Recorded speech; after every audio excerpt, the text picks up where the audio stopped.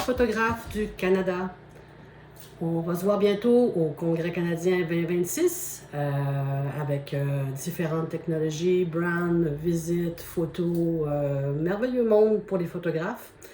Gerald Freyer aussi, je suis curieuse de voir qu'est-ce qu'il va donner au niveau de Phase One parce que c'est un software editing que j'utilise depuis déjà plusieurs années. Vraiment curieuse de voir au niveau de la caméra qu'est-ce que ça peut donner comme high quality.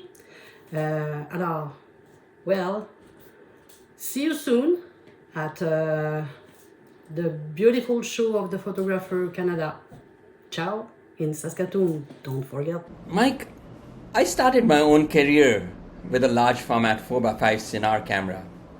So this workshop on still life photography and large format techniques with medium format digital backs by Gerald Freyer really piqued my interest. I know camera controls were fascinating, and I still use the principles with my tilt shift lenses. Please do talk a little bit about Gerald and what his workshop will offer. Yeah, Gerald's workshop, it's, wow, this is a treasure trove. This is a hidden gem is what I'm going to say. If you haven't used a medium format or a large format camera, this is where you're going to have your opportunity. Gerald's looking to bring some Phase 1 cameras for people to play with, and he's also going to provide some techniques about the differences between, you know, our normal cameras compared to a medium format. There's a difference. I've spoken several times with Gerald after he was referred to me by someone on our planning committee, and basically there was a treasure trove of different topics Gerald was able to talk about, and we focused on still life. Just to keep it simple. And we do have a lot of fine art photographers and creatives out there that love doing still life, and this is an opportunity for them to up their game.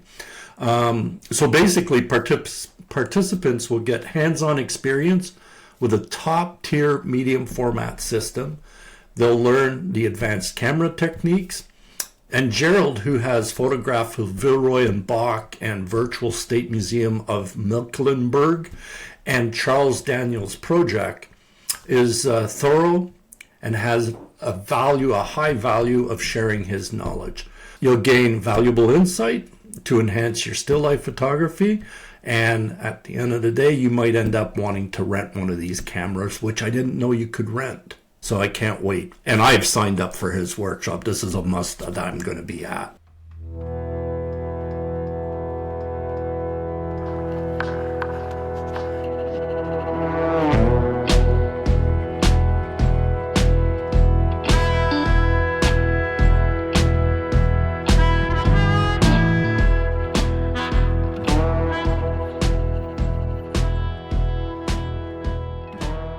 Has this question ever crossed your mind?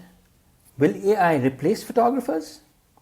If yes, then you're in the right place, because today I'm going to introduce you to Gerald Freyer, who's going to be conducting a hands-on workshop that will help you carve out a niche for yourself that is going to set you apart from the rest. You will have hands-on experience with high-end medium and large format cameras. More importantly, understanding the classical knowledge of camera movements will give you a solid grasp and control over space, focus, and geometry that cannot be replicated by presets or automated filters. In his words, photographers who offer only interchangeable visuals will struggle. Those who offer vision, authorship, and meaning will remain indispensable. Photography will not vanish, but it will become more selective. Welcome, Gerald. I'm so thrilled to be speaking with you today. Yes, hello. Good morning from Indian Head, Saskatchewan. Let me introduce myself. So, I'm originally born and raised in Germany, and My hometown is definitely the heart of photography. It is the place where a lot of things started in photography. It's Braunschweig. A lot of people will know this famous brand Rollei. You heard about Gauss. He was the first guy who started working with lenses, and his mathematic is still really important for us today and for all the camera companies producing new lenses. So, and my background is I'm a trained photographer, and I learned my photography in a technical institute in Germany. So I'm more from the technical side. After that, I studied folklore and history of arts at the German university, and I started working in museums. And in museums and archives and libraries, photography is one of the main tools for documentation, for presentation, and for advertising new exhibitions or new artifacts. So this is how my business started, and since the late 1990s, I'm working for a lot of different kind of museums all over the world as a photographer and also as a writer and author. So I always mixed my work. It is one part is writing and the other part is photography. So both is important. But in 2007, I came in touch with that camera company, Phase One from Denmark in Copenhagen. And they asked me, oh, you have a lot of knowledge in museum photography, and maybe you can help us to train people in museums to deal with our digital medium format cameras. And I got my first digital camera at the same time, our medium format camera at the same time. The first one was a Sinar with 6 megapixel, believe it or not.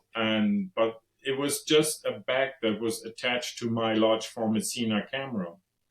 And so I had the digital world on one side and the large format camera with all the movements on the other side. So, and I really learned how important it is because of that small sensor to deal with all these movements that the large cameras offered. And there was always something that I really liked was to combine the analog world, the techniques from the analog world and the digital world. The 6 megapixel was amazing at that time. It was a game changer. But then I switched to the first 39 megapixel sensor from Phase One, and now I'm working with 100 and 150 megapixel sensor. So yes, times change and times flying in the digital world. But on the other hand, the rules are the same. So I'm still working with, now today it's a Linhof camera and Arca Swiss camera. I'm working with these technical cameras for most of my work. So if I'm working professional in museums or archives and libraries, and I'm using this camera system or those camera systems, they are different. And this is really something you won't get in touch with. So when I'm showing up with these kind of cameras, everybody is, ooh, what is this? What kind of camera is that? And then I have to talk.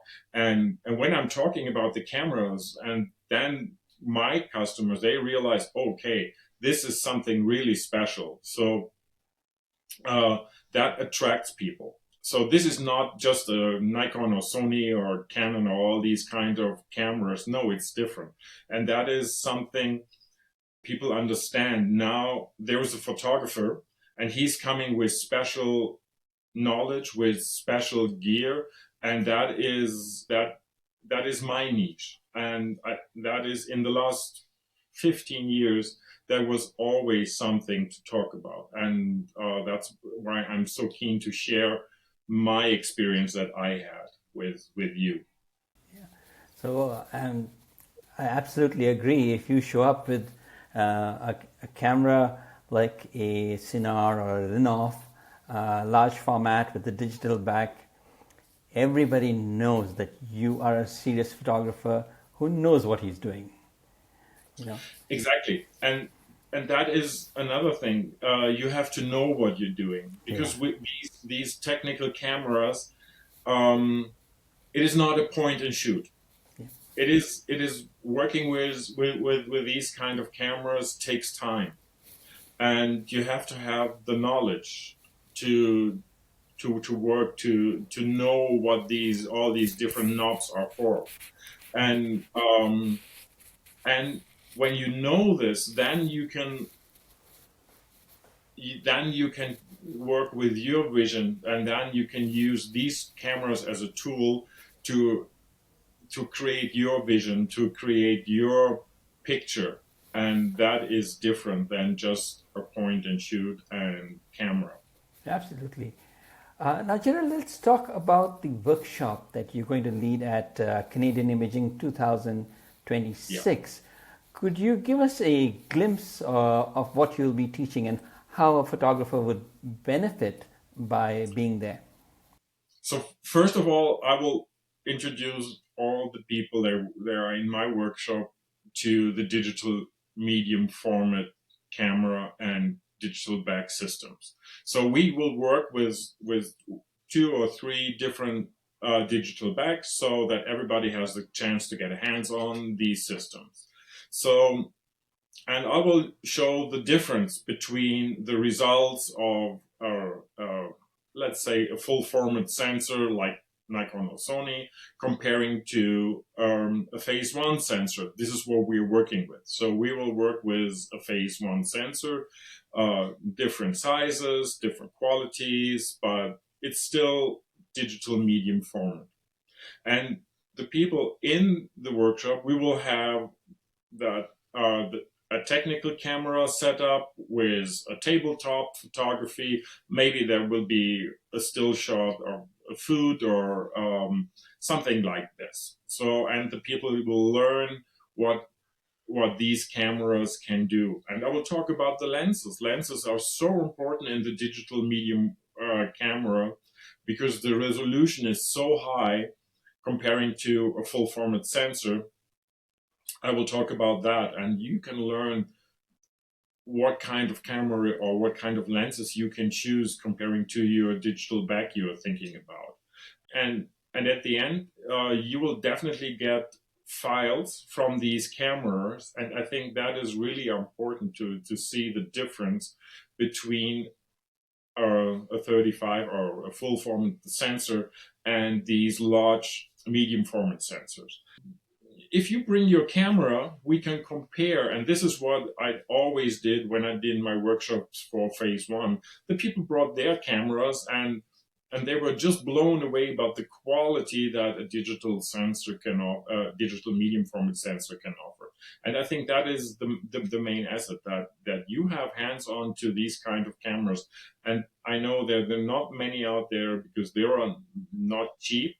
But on the other hand, it gives you a tool that nobody else, only a few people use here in Canada. And if you think about that, that is definitely something. I think it will be very fascinating to a lot of people. And if someone is making a livelihood from photography, that is an investment they cannot ignore, you know. Absolutely. You know?